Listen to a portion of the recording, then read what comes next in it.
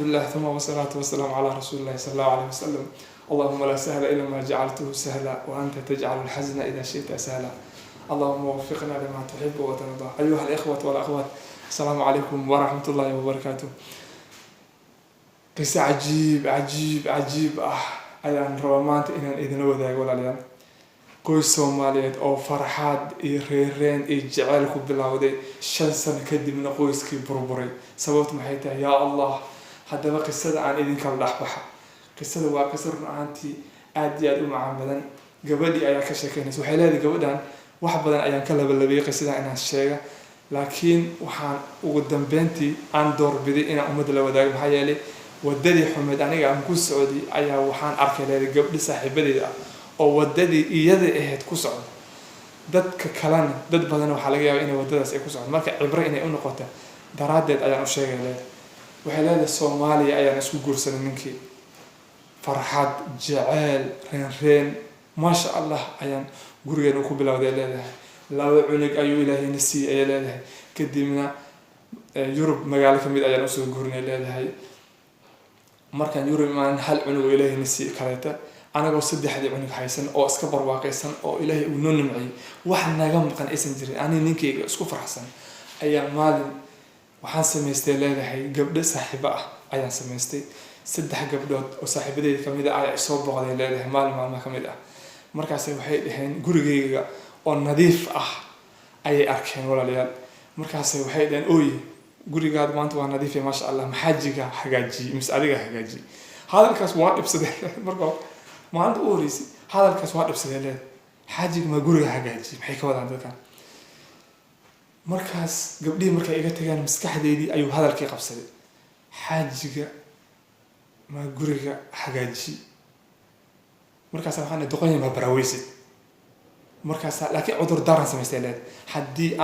haddii uu xanaaq u diida cudur daarkayga waa diyaarsaday leedahay. waxay leedahay inaan raali geliyay waa diyaar. mar hore si diyaarsaday waan ka baaraan tagay, waa xanuunsanahay xaaji iga raali noqosaasan dhirway leedahay.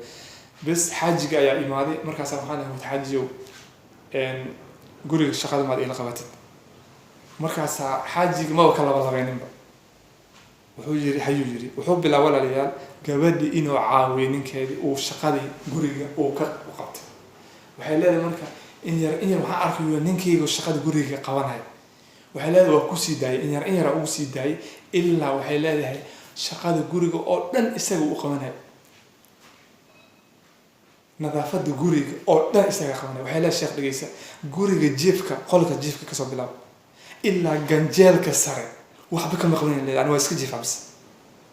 xaajiga qabanaya isaga cuntada karnaa, isaga guriga tirtiraa, nadaafada kulli waa isaga, shaqada banaanka waa isaga. ya Allah, kadibna waxaan bilaabay leedahay ya step by step waxay dhahay inaan banaanka aan aado oo gabdhihii saaxiibadeyda ahaa aan ku lugu xirta ayaan bilaabay leedahay. habeenaha kamid ah ayaan aad u labistay leedahay. high class aan iska dhigay. markaan labistay leedahay oon raba inaan baxa ayuu dhahay xageed ku socotaa. markaas waxaan inta xanaaqa waxaan dhahay leedahay maxaa kaaga dan meeshaan u socdo. markaas wuxuu dhahay waayahay haddaad bixiis kulli waan u socdaa oo ujeedaa inaad bixisid dhar fiican oo asturan qaada. hadalkiis dhag jalaq uma siinay leedahay waa baxay. saaxiibadeeda ayaan shaah la soo caweystay oo la soo baashaalay ay leedahay oon kadib aan soo noqday oo guriga kusoo noqday. maalin habeen kamid ah haddana isagaa rabay inuu baxa. markaas waxaan dhahay xageed ku socotaa aan dhahay leedahay. markaas wuxuu dhahay wiil saaxiibkeen soo boqoraa. markaas waa qaylay leedahay iga tagaysa ani maxaa inta xageed u socotaa ani keligii ma guriga iga tagaysa. calaa kulli xaal waan qaylay waa isku waalay leedahay. kadibna dharkuu iska bixi waa iska joogay leedahay. u fiirsan ninkan qiimaha uu leeyahay walaalayaal, qiimaha uu ku fadhiyo ninkan fiiriye. maalin haddana habeen kale waan labistay leedahay, si fiican u labistay. markaan rabay inaan baxa ayuu igu yiri xageed ku socotaa. markaas waxaan dhahay saan u fiir ma u jawaabin tookadan leedahay. hadalkiisa ma yasiin. markaas wuxuu calal aqal haddii kulli aad bixis dhar fiican qaado walaalayaal dhag jalaq uma siinay leedahay. albaabkan ka baxay. markaan baxay saaxiibadii sida caadada ahayd saaxiibadeedaan shaah la soo cabay la soo baashaalay aan soo sheekaystay. kadib xilli dambe ayaan soo noqday leedahay. albaabkii oo xiran ayaan u imid. guriga ayaan qaraacay lama furay aad ayaan u qaraacay leed guriga haddana lama furay telefoonaan u diraa lama qabanayo SMS ayaan u qoray waa la fiirinaa lagama soo jawaabayo waa xanaaqay leed waxaan dhahay kutib ninkan muxuu ahay muxuu imooday aniga yaqayo aan dhahay anigoo albaabka si xun u qaracay deriskoo Soomaali waa marka deriskii ayaa isoo baxay leed markaas waxay dhahay walaale ninkaada gurigu wuu xiray caruurtan anigoo noo keenay furihii waa kan ay caruurta kala qaado markaasaan aad u sii xanaaqay leed muxuu imooday ma caruurta deriska dano geenaya waana kugta iga martay leed aniga maalaba waxa qof kale noqday leed walaalayaal haddaba qisada waa sii socotaa waxay leedahay caruurtii aan soo qaatay gurigaan furay haddaan guriga soo galay maxaa yeelay walaalayaal guriga haddaan soo galayba kaanad mufaaja'a waxaa dhacay arrin cajiib ah miiska waxaa saaran leedahay warqadii aan qaaday waa akhriyay waxaa ku qoran warqadii anigoo hebel ah hebel inaan furay ayaan halkan ku cadeynaya ayaa ku qoran waa naxay ay leedahay gabadhii aad baan u naxay kamaana filinayn hadalkan leedahay wax kale waa ka filinay laakiin furin ma filinayn leedahay ana dhamaale waa murugood culays ay soo fulay leedahay waxaan sameeyay leedahay marka walaalayaal ilaan telefoonka kama qabanayo SMS-na kama soo jawaabay maxaan sameeyay waxay dhahay marka waxaan ogaaday guri wiil saaxiibkiisa ah oo markasta uu aad ayaa jira ilmihii ayaan intaan qaaday aan waxaan u geeyay deriskii waxaan dhahay meel intaan ka soo laabanayaa ilmaha ii sii hay waayahay dhan waa iyaga ogolaadeen waan baxay leedahay guriga saaxiibkiisa oon ku tuhmay ayaan tagay waxaan maqlay leedahay codkiisa ayaan guriga dhexdiisa ka dhex maqlay markaasaan albaabkii aan qaraacay wiilkii saaxiibkiisa ah ayaa ii soo baxay leedahay markuu ii soo waa weydiiyey markaasaan waxaan dhahay hebel ma joogaa markaasaan wuxuu leeyahay hebel ma joogaa maxaa la warba gurigii dhaaf hebel maali dhaha aniga uu dhahay waana joogay leedahay codkiisaan maqlay marka haddana mar labaad haddana aan albaabka qaraacay wuxuu yidhi qofkii dhegeysa wax ma kuu sheegaa gurigeyga ammaan maysiin kartaa hebel waa joogaa hebel ana lima dhaha guriga soo anastamadiya haddii kale boolis aan ku yeeraa iga tag waa soo baxay leedahay walaalayaal anigoo murugaysan ninkii isaga ah laba bar kadib wuu baxay aabihii u tagay leedahay markaasuu wuxuu yidhi adeerow madaxu ka shumay adeerow ilaahay khayr ha ku sii waa mahadsan tahay anii hebla calafkeenaa dhammaaday waana kala taganay saas ula soco aabihii wuu naxay wuxuu yidhi aabihii maxaad ku furtay markaas wuxuu yidhi waxba wax dhibaato ah anii hebla dhexdeena ma yaalaan calafaa dhammaaday calaf dhammaaday ma arki jirino haa calafkeenaa dhammaaday marka saas ula soco u fiirsa waxaan la yaabay dhahday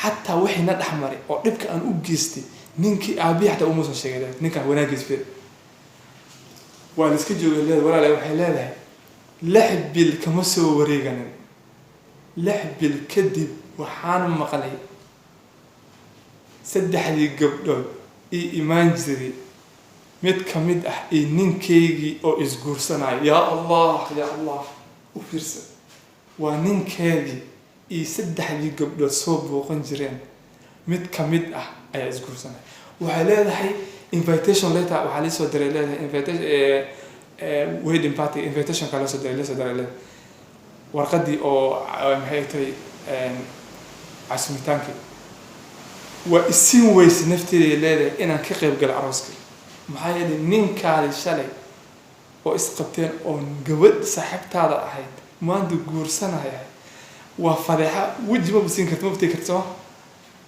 waxaan dhahay marka waa iska joogay leedahay waan diiday inaan aado 2 asbuuc kadib ama 3 asbuuc kadib waxaan go'aansaday leedahay inaan bax aan gurigayga u tago waan baxay ayay leedahay albaabkii ayaan aaday albaabka markaan gaaray banaankaan istaagay intuu ka soo baxaan sugay meelaan isku qariyay leedahay markuu baxay kadib ayaan guriga galay markaasaan waxaan dhahay waan islaamnay abaan hayay sayta xaaladaada markaasaan waxaan dhahay guriga nadiif ya nadaafadda okay waay markaasaan waxaan dhahay maxaajiga guriga nadiifiyay mis adiga nadiifiyay waa hadalkii lagu dhahay ee hadda ayadu dhaysa oy guriga maxaajiga nadiifiyay mis adiga markaas intay qosashay ay waxay dhahday xaajiga ma ahana waa shaqada waa la kala leeyo xaajiga banaanka waa soo shaqeynaya anigana maadaama xaajiga banaanka noogu soo shaqeeyo anigana waxaan go-aansaday inaan guriga ka shaqeeyo.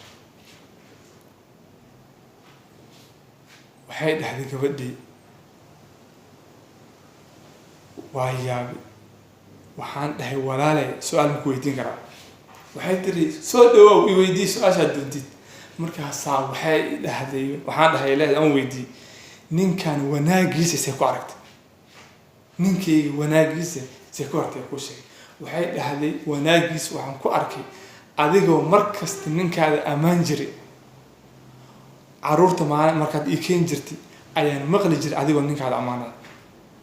waxaan kaloo haddana aan ku gartay nin fiican inuu yahay markii aad kala tagteen wanaagii uu sameeyey iyo inuu ceebtaada ku asturay oo aabbaha uusan waxba u sheegin. markaan arkay intaas markaan isku darsaday waxaan go-aansaday naftayda aniga laf ahaantayda inaan baxa oo ninkaas raadsada. wallaahi waxay leedahay isaga imuusan soo raadsanin anigan ayaa lugahayga ugu tagay oo soo raadsaday leedahay. yaa allah yaa allah. waxay dhahday walaalay ilaahay nicmo uu ku siiyey nicmadina waad arki weysay.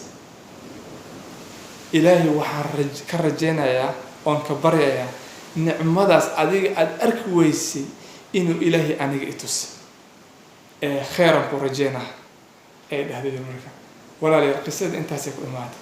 waxaan idin weydiinayaa daawadayaasha qiimaha badan ee sharafta badan ee mar kastaba aan jeclahay wixii naftayda aan jeclahay inaan usoo gudbiyo yaa qaladka iska leh.